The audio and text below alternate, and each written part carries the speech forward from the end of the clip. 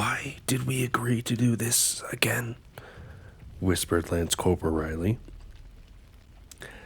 Staff Sergeant McClain replied with, We gotta show that damn Spartan why we're the best. A second passed, and Lance Corporal Vano whispered, I don't know. He is kind of growing on me. Focus. Brenner peeked around a corner to see a holographic panel being guarded by an elite miner. The elite began yelling at two grunts out of view and walked over towards them. Brenner ordered his squad to quickly get into the building and hide behind a bunch of crates. As they hid behind the crates, they saw the elite separating the two grunts from fighting. Brenner told his squad to spread out and get ready to take them all out at once. Brenner and McClain would take down the elite, while Vaughn and Riley would take down the grunts. As the elite turned back towards the holo panel, Vanna and Riley moved around, assassinated the grunts, while McClain rushed the elite head-on with his silenced submachine gun, and Brenner fired at the elite from the side. The elite had no time to dodge or move by the time Vanna and Riley began firing at it too. Within a dozen seconds or so, the elite was filled with lead and bleeding all over the ground. Brenner instructed his squad to pile up the bodies in a corner while he figured out the holo panel. When they all got done piling up the bodies, Vanna commented, I didn't know you knew how to read Hingehead, sir. I don't. I've just picked up some things over the years. I apologize for all the chatter, sir. We're ready on our end. Copy all.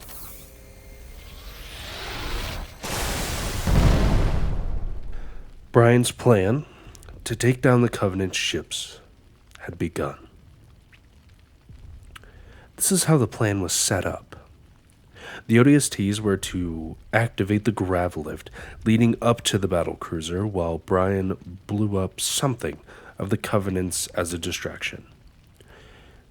In this case, the Covenant just so happened to build an entire base under the ship, giving Brian ample targets to shoot. They were all to meet under the grav lift and head into the battle cruiser. Once in the cruiser, they were going to get to the command center so that Brenner could set the ship on a crash course with the assault carrier above it, escaping in a Phantom or dropship before the ships collide. Once the carrier was damaged by the explosion, the rite of passage in her fleet could send fighters to bombard and keep the shielding down while the frigates fired their Mac rounds to finish the job. All in a day's work, right?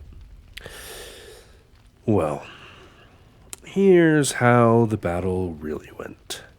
The distraction worked, and they were able to make it up the grav lift, but they were spotted, and the whole ship was on alert.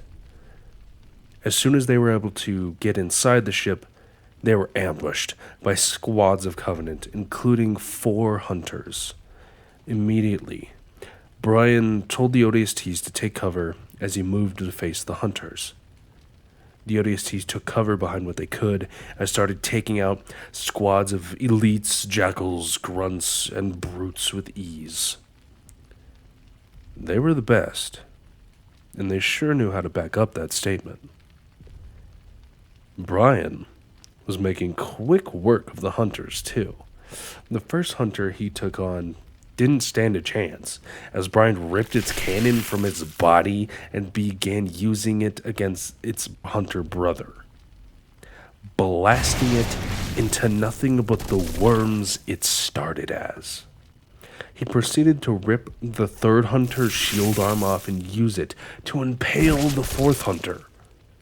Some absolutely brutal tactics, but I would expect nothing less from the beast that is Brian. I need you to stay behind me and keep up.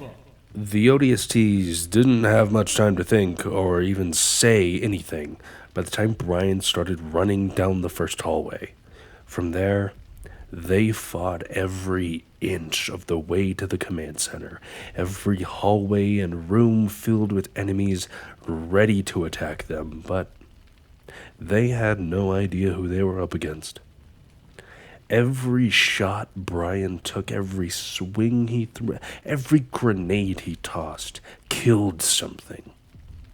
He didn't flinch, and neither did the ODSTs. They were just as lethal, focusing fire and taking out any Covenant soldiers that Brian left for them to take care of.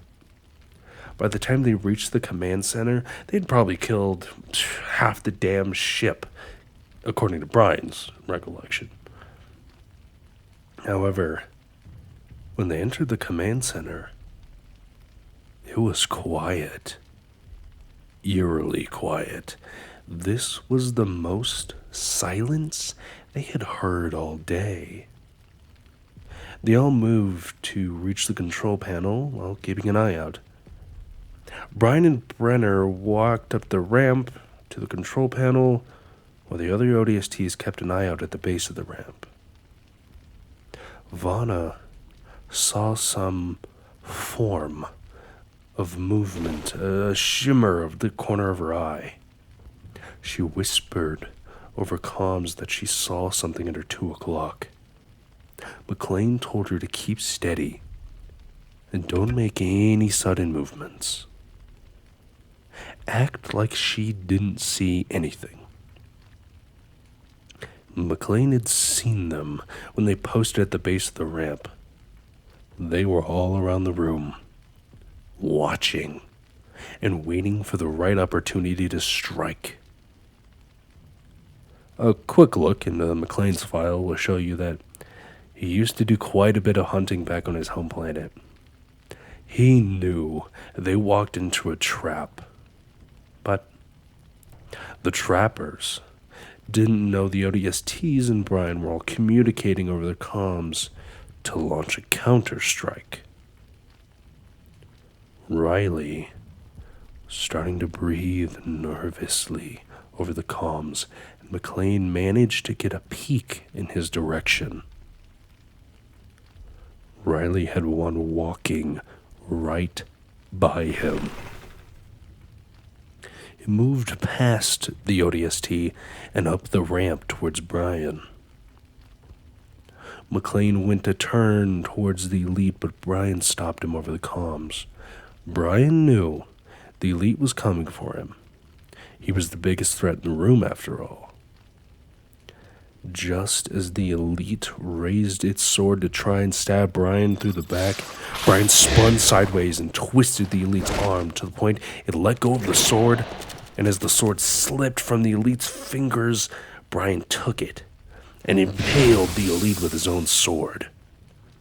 Brian then took the 2 plasma grenades off the elite's body and threw one to the corner of the room while throwing the other over the ODSTs and towards the doorway they originally came through. Both grenades hit their targets. The first hit an elite right in one of its mandibles, blowing its head clean off. The second stuck an elite who was trying to get away right in the back, leaving the elite nearly blown in half.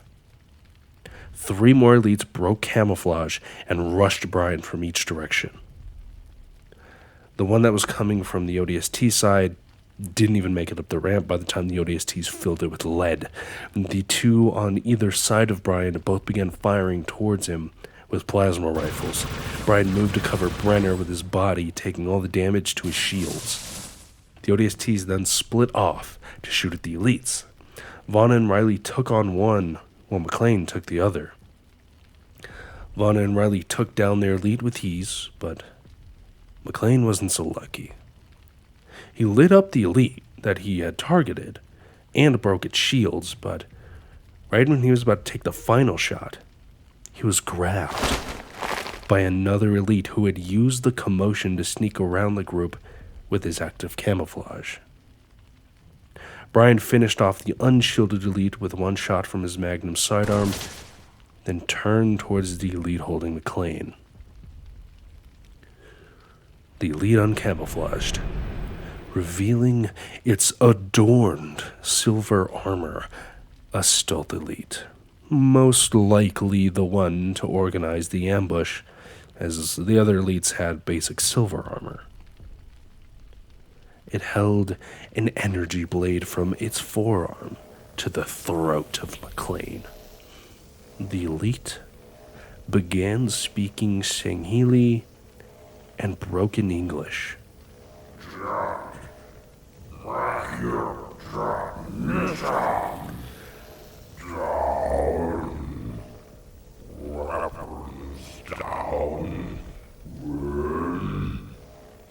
McClain was struggling to try and break the elite's grip and said to himself, I ain't going down this easy. McClain then slowly unsheathed his knife from his right thigh and proceeded to stab the elite's hand. The elite released him and McClain rolled away from the elite to get out of range. The elite was bombarded with bullets as soon as McClain moved off to the side. The elite, filled with holes, slammed to the ground within seconds. Riley and Vanna both rushed over to McClain to make sure he was okay, and he was in perfect condition. "That was a close call, sir," Vanna said with relief. McClain retorted with, Don't you worry. I had him right where I wanted him. while walking over to the elite and retrieving his knife from its hand. Brenner and Brian got back to work trying to figure out the controls of the cruiser while the other ODSTs secured the area and kept watch on the doors. It didn't take Brenner much longer to figure out the controls and navigation system, about 10-ish more minutes. They could only figure out the manual controls and worked with what they had for the time they had. Brian decided to pilot, while Brenner continued to figure out how to set the ship to autopilot. Brian told Brenner, if it came down to it, he would sacrifice himself without hesitation. As the ship began getting closer to the carrier, they started to hear Covenant coming down both corridors. With Brenner still unable to set the autopilot and the rest of the battlecruiser's crew now bearing down on them, Brian made his decision. He locked all but the door they came through, told the ODSTs to get out whatever way they could. Moving to the hallway, Brian then told them he was going to make them a path, and the rest would be up to them, before priming a grenade, throwing it down the hall. Before the ODSTs had time to discuss any alternatives, Brian was ordering them to get out, and had given them a short window of time before another wave of Covenant would attack them. They took their one chance, and got out, before things got real bad. Brenner and Brian got one last look at each other before line of sight was broken down the hallway. Brian gave Brenner a salute before disappearing around the corner, heading back to the battlecruiser's control room. Brian sprinted back to the control panel. The carrier was now trying to move away from the battlecruiser while staying in the atmosphere, but Brian gunned it at full speed, easily catching up to the carrier. Brian hailed Rear Admiral Santiago and told him to get ready. Great work, Spartan. Now get back to the base and watch the show. I'll try my best, sir. The ODSTs and I got split up, though. Please make sure you get back safe. Will do, Spartan. Just then, one of the Rear Admiral's operators told him Brian's IFF tag was still on the battlecruiser. The Rear Admiral told all ships to fire, and the battle for air superiority ensued. A minute or two went by before the same operator looked over and told Rear Admiral that Brian's IFF tag was now moving towards the surface of the planet. Rear Admiral Santiago gained a puzzled look on his face, but before he could reply, the operator had looked back at the computer and told him Brian's IFF tag was now moving back towards the carrier. The Rear Admiral immediately hailed Brian to see what was going on. Spartan, what's your status? Green, sir. What's your position? I have commandeered an enemy Banshee and engaged. How do you suggest my pilots tell you apart from the rest? Best case, you share my IFF tag with the rest of the fleet. Worst case, I get a new Banshee, sir. Tracking all, soldier. See you soon. Now, I am sure you want to know how Brian was even alive at that point. Well, this is what he told me. Once he got back to the control room and caught the cruiser up to the carrier, he locked all the doors and waited for the collision. Even he thought those were his last moments. When the ships collided, the explosion blew open multiple exit points, and Brian was violently ejected from the ship.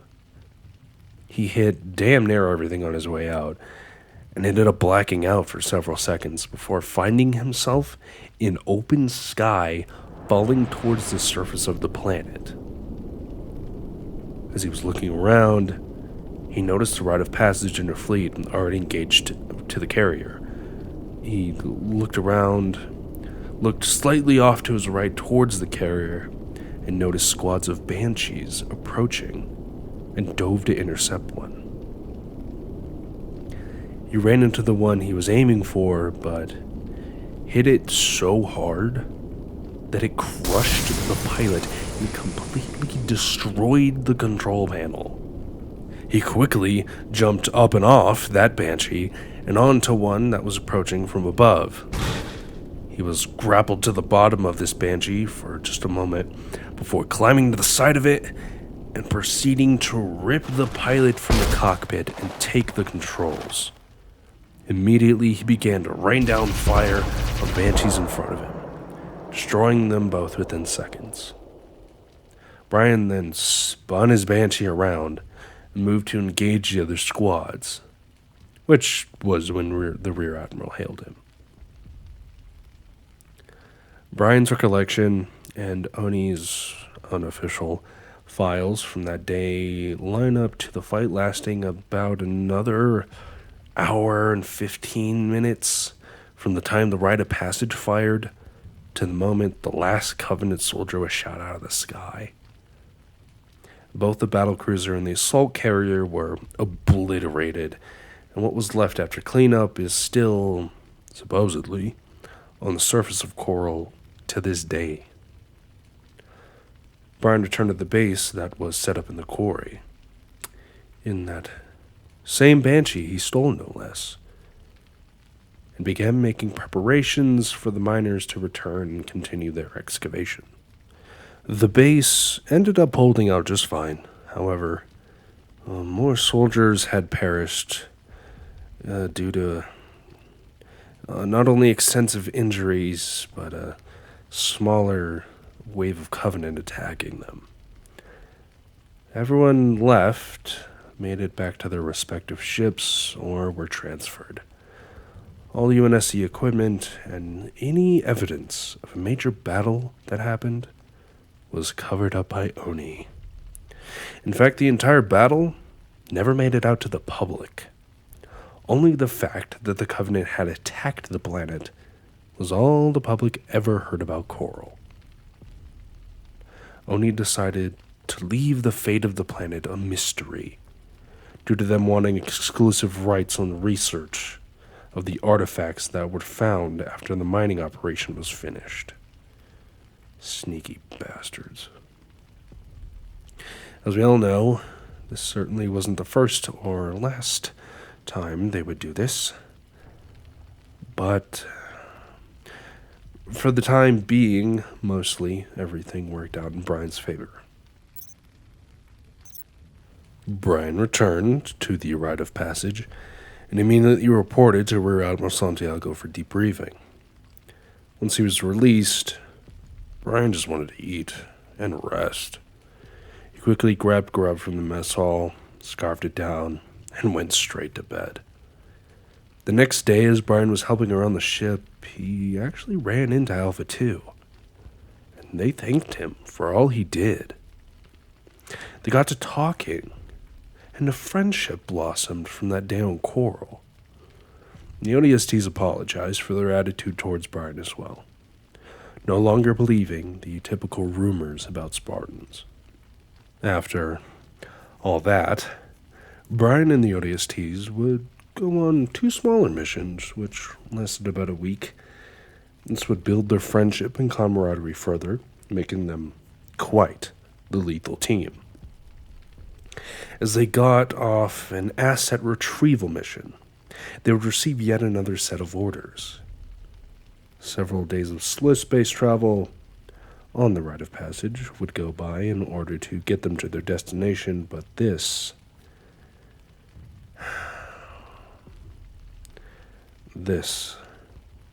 is the mission that started it all. The Horsemen of War.